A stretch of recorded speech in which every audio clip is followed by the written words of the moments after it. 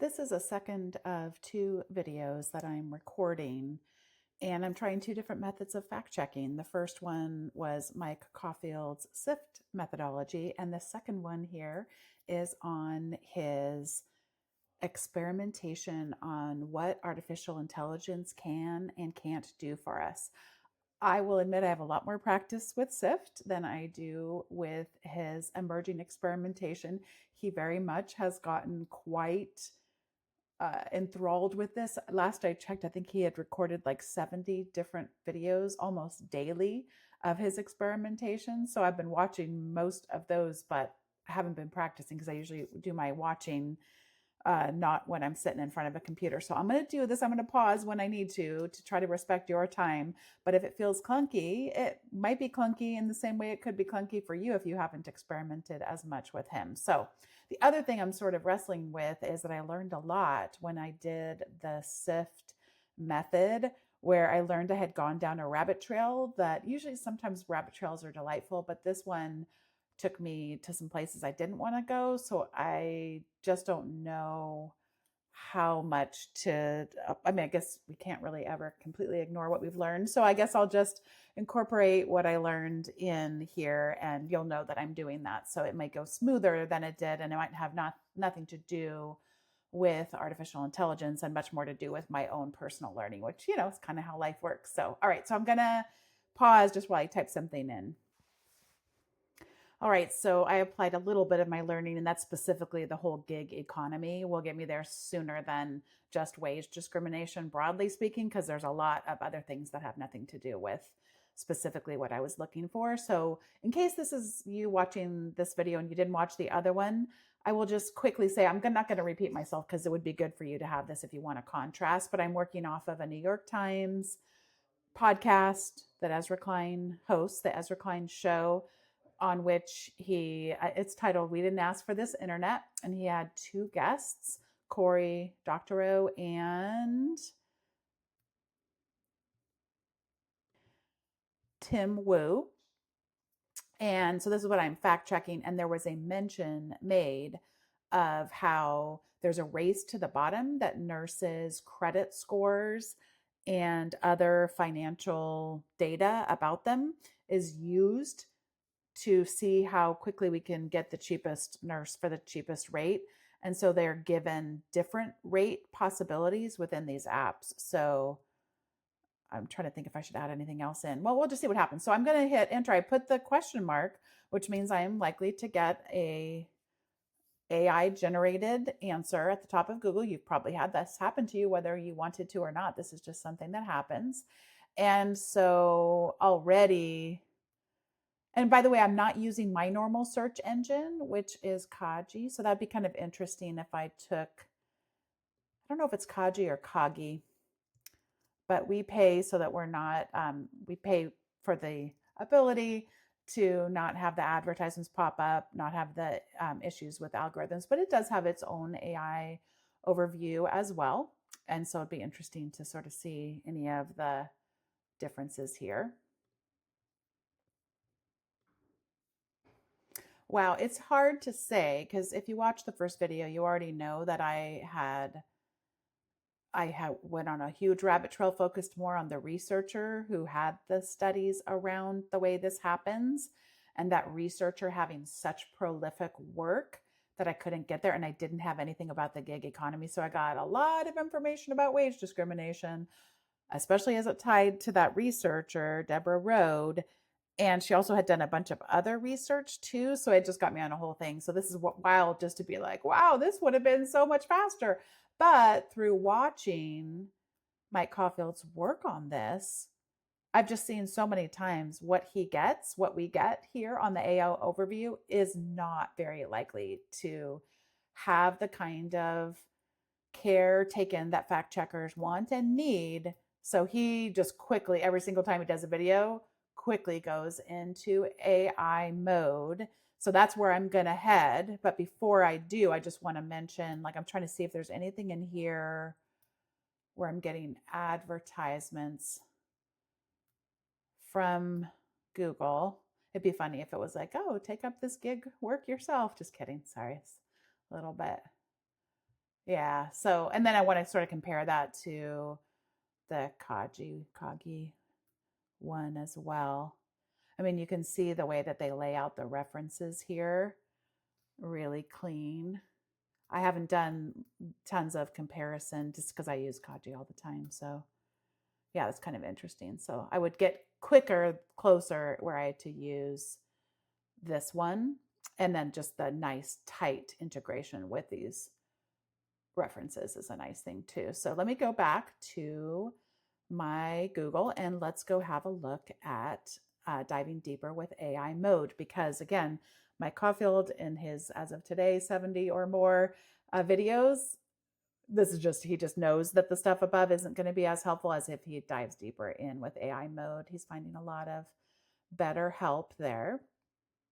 And then the other thing that he has been really stressing through his videos is that if we are going to try to use artificial intelligence as within our fact-checking efforts, we want to think of it not as a quick, easy, just, okay, we're done.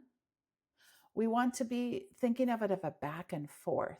So right now, I'm not seeing anything come up about that researcher. And since she is the one who was mentioned in that conversation, I want to make sure I include her. So let me pause while I type something in real quick related to her work.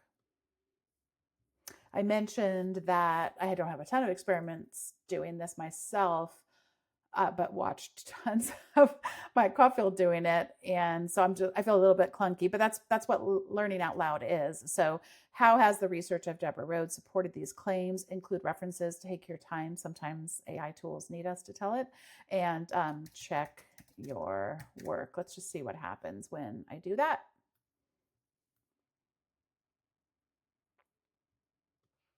So that last one didn't get me very close.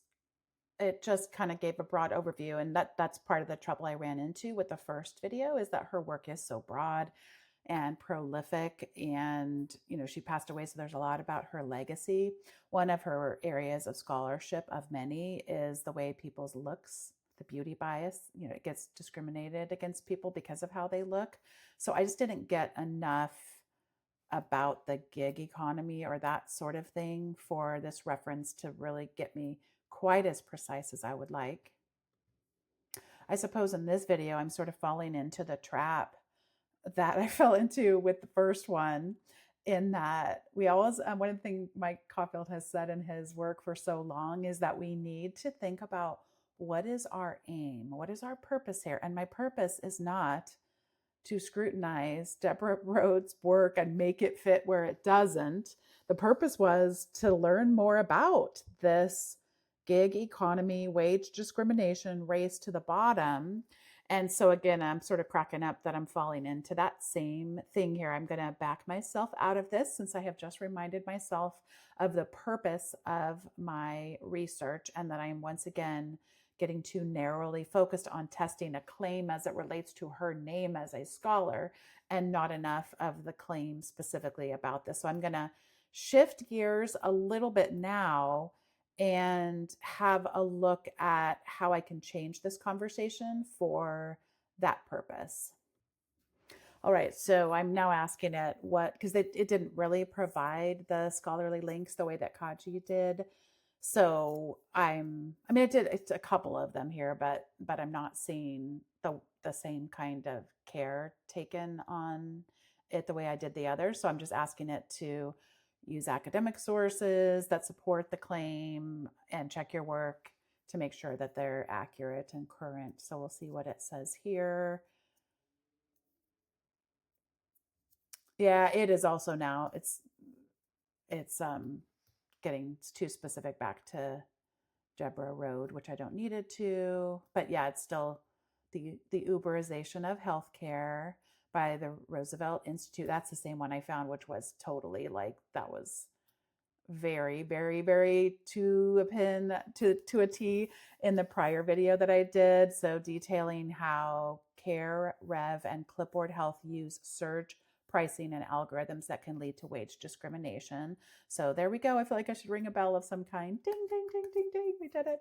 And then the race to the bottom and professional devaluation, we're getting scholarly citations here. And then I'm not getting links, so I'm getting provide links to these sources. It didn't follow that part of my instructions.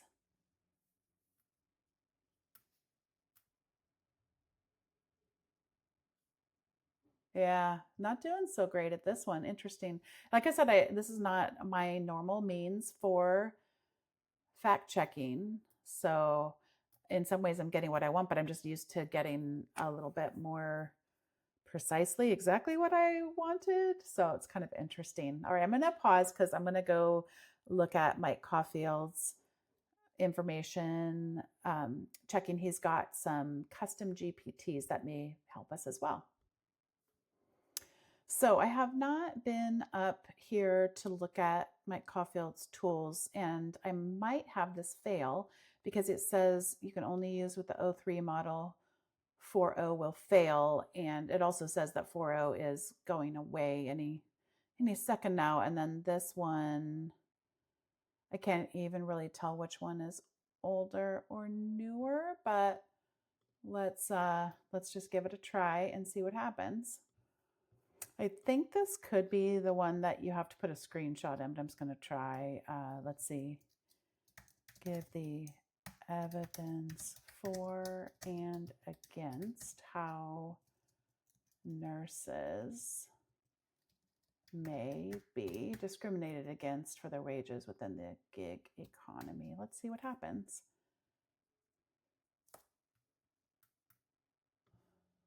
Okay, this is where I'm really seeing the difference between as an individual who doesn't know about how nurses are paid and what AI might be able to do, and also the difference between my attempts using Google AI without the help of a tool like this. So this is Mike Caulfield's custom GPT, which uses the Tolman method of argumentation. And I knew from prior watching his videos and my own experimentations that you want to be very careful how you word things, give it for and against. And I'm also remembering that Mike says don't just go with a single answer because that's just, you want to keep going from there. So here's the evidence for, and there's some examples here of the backing. Again, a lot of this is based around and rooted in the Tolman argumentation method. And what we're starting to see now is some aspects of intersectional identity. So not just looking at nurses in general, but when we bring in other aspects of someone's intersectional identities, now we're starting to see some nuance here. So racial and gender disparities, and then yes, bringing in the algorithmic pay setting, we're seeing some of the same services that were mentioned in my previous video and in that report there, and some investigative reports too, and the ways in which the lack of union bargaining playing into the mix here. And then here's evidence against, going to be really important that this is a part of our research process as well. So showing that in some cases, this is why nuance is so important, that actually we see higher wages for gig nurses, and looking at the Bureau of Labor Statistics and the ability of being able to self-select and have flexibility, and that it's market-based, not discriminatory, and showing examples of that and what sort of evidence is available. And then having a summary done here. It's a real but complex issue. Some nurses may earn more in gig work, and others, especially women of color, may face lower wages due to algorithms, lack of union protections, and structural racism. The strongest evidence comes from peer-reviewed studies and investigative reporting. Arguments against the claim rely on short-term market gains, flexibility, and assumed fairness in pay setting mechanisms, but these do not fully rebut the patterns. in empirical studies. One of the things that I know is possible, one of the built-in things, is called another round. So I'm just going to try that and see what happens. So I always do like to do that another round, and it is sort of morbidly making me go, uh, this one, speaking of, I have not thoroughly studied argumentation as much as I would like to, but I even I can break this down. There's little proof that it's deliberate, and doesn't matter if it's deliberate or not, if it's still happening. So I thought that was kind of interesting here. Some backing for the evidence, the examples here for and against, and then our summary again. New evidence reinforces the plausibility that gig nurses experience wage discrimination primarily through opaque systems. These are, by the way, sometimes called black boxes. That was used in the earlier video examples. Ratings and algorithms, legal loopholes. When you're a contractor, you don't have the same protections that someone who was a full-time nurse would with the employer, and informal favoritism, and saying that the market fairness and flexibility questions don't fully address the systemic inequities. And then additional evidence that might strengthen or weaken the argument.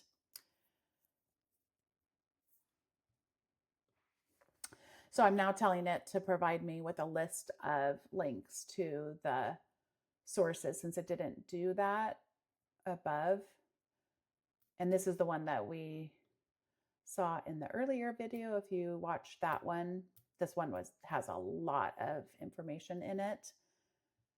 And as a journal article here about gig nursing, which did not come up in my earlier research. So that's an interesting new thing that didn't come out in my other methods of fact checking. Oh, even a Wikipedia page, which the nice thing about Wikipedia pages is that they list those primary, it's part of their methodology for being able to contribute to or otherwise edit Wikipedia pages. So we're getting these additional sources that have been rooted there. And then a link into how they relate to the research. Well, this has been an interesting look at Mike Caulfield's emerging experimentation with artificial intelligence tools, and how I was able to fact check a small portion of this Ezra Klein show about we didn't ask for this internet, and specifically about the gig economy and nursing wage discrimination.